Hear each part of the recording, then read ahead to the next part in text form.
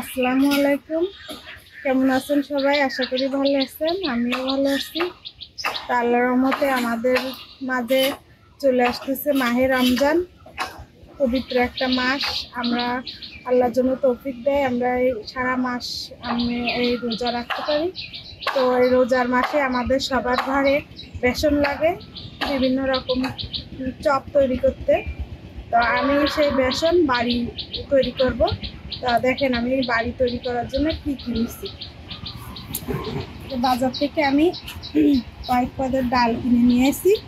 এই যে মুসুরির ডাল আর এই যে বুটের ডাল অল্প অল্প করে নিয়ে এসেছি আমি। আর এই যে হলো মুগ ডাল। এই যে দেখেন আমি ভালো করে ধুয়ে রোদি দিয়ে শুকনো করে নিচ্ছি। আর এই যে নিচ্ছি আতপ চাল। এগুলো আমি সব একসাথে মিক্স করে আমি এখন এই ধুয়ে রোদি দিয়ে ভালো করে ঝেড়ে আমি এখন এই মেশিনে নিয়ে যাব কুটতে, বেসন বানাতে। দেখেন আমি কীভাবে বেসন তৈরি করি। বাজারের থেকে তো আমাদের বেসন কিনে আনতে হয়। বাজারের বেসন অনেক সময় ভালো হয় না, আমি বাড়িই তৈরি করব।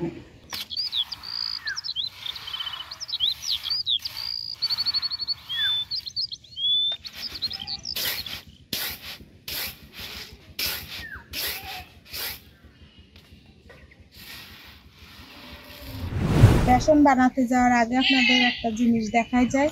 আমার ছাদ বাগানে দেখেন আমি সবজি গাছ লাগাইছিলাম। সেই গাছে আমার বেগুন গাছে দেখেন কি সুন্দর বেগুন হয়েছে। এই যে বেগুন ধরতেছে, আস্তে আস্তে বড় হবে। এই গাছে ফুল আসতেছে। আর এখানে দেখেন টমেটো গাছ, টমেটো গাছে টমেটো হয়েছে কত সুন্দর। এখানে টমেটো গাছে টমেটো পেকে গেছে। আমার আরও টমেটো পেকে গেছিল, আমি উঠাই ফেলেছি। এই দেখেন এখানে আর একটা টমেটো মাশাআল্লাহ দিলে দেখেন কত বড় একটা টমেটো পেকে গেছে। এখানে বেগুন গাছে দেখেন বেগুন হয়েছে, কি সুন্দর বেগুন হয়েছে।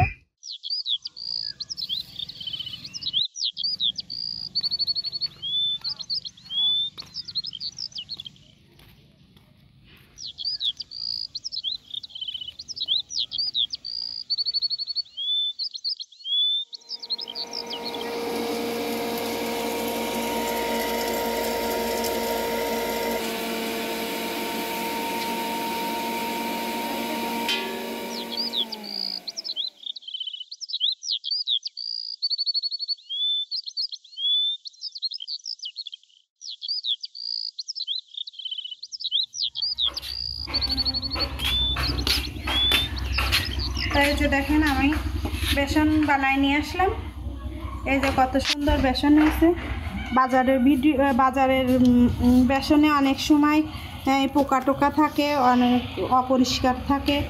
এই জন্য আমি বাড়ি তৈরি করলাম এই বেসন। তো আপনাদের যদি কেউ এভাবে বেসন বানাতে চান তাহলে এইভাবে আমার ভিডিওটা দেখে এইভাবে বানাতে পারেন বাসায়। এই বেসনগুলো আমি এইভাবে কুটে নিয়ে এসে এইভাবে রোদি দিয়ে দেবো। আজকে সারাদিন রোদি দিয়ে এগুলো আমি কুটে ভরে রেখে দেবো। আপনারা চাইলে এভাবে সংরক্ষণ করে রেখে দিতে পারেন।